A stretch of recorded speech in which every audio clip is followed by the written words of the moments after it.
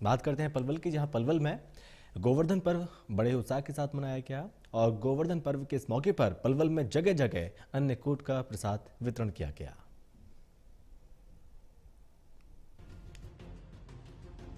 देश भर के अधिकतर हिस्सों में गोवर्धन पूजा बड़ी धूमधाम के साथ मनाई गई।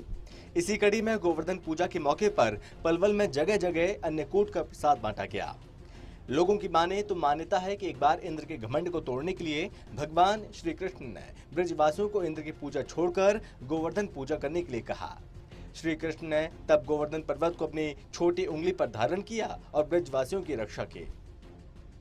विशेष महत्व ये है कि इस दिन जो वो अपने कारीगर होते हैं अपने सारे अपने औजारों की पूजा करते हैं और इस दिन अपना काम बंद रखते हैं। और दूसरी मान्यता ये है कि इसमें इंद्र का मर्दन करने के लिए ब्रजवासियों ने ये अपने भगवान श्री कृष्ण ने अपने हाथ पे अपनी उंगली पर एक हाथ पर अपना पूरा पर्वत उठाए 7 दिन तक रखा था और उसके नीचे ही सारे ब्रजवासी रहे थे।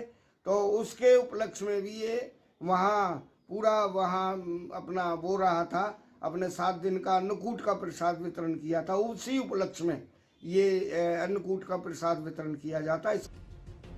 भगवान श्री कृष्ण का मानना था कि गोवर्धन पर्वत के कारण ही उनके पशुओं को चारा मिलता है, जिसे खाकर वो दूध देते हैं।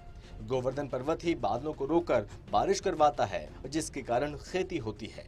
इससे इंद्र क्रोधित हो गए और मूसलाधार बारिश करनी शुरू कर दी, जिसमें सब कुछ बहने लगा।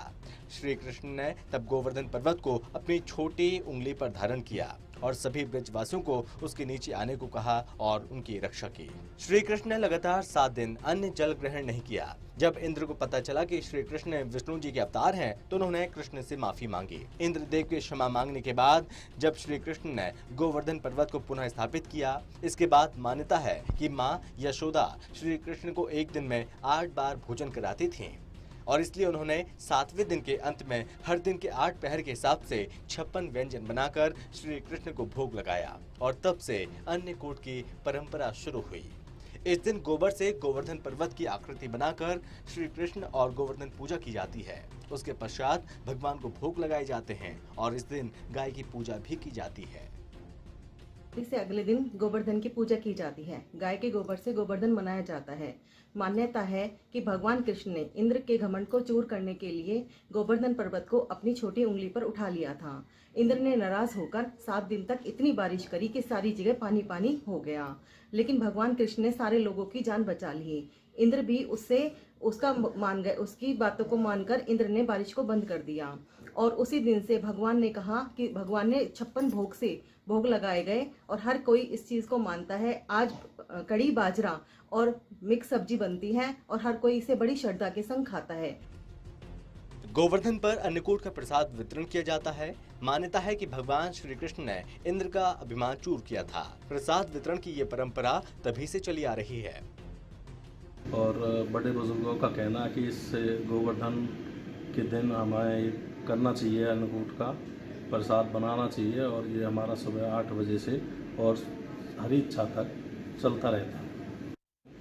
और यह हम अन्नकूट का प्रसाद हमें हर साल बनाते हैं और ये मान्यता है कि हम श्री कृष्ण भगवान ने जब गोवर्धन पर्वत को उंगली पर उठाया था तब से ये चली आ रही। बहरहाल देश के ज्यादातर हिस्सों में गोवर्धन पूजा की धूम देखने को मिली। जगह जगह लोगों ने भगवान गोवर्धन गिरधारी की पूजा अर्चना की और सुख शांति की कामना की। Dinesh Kumar, total news, Palwal.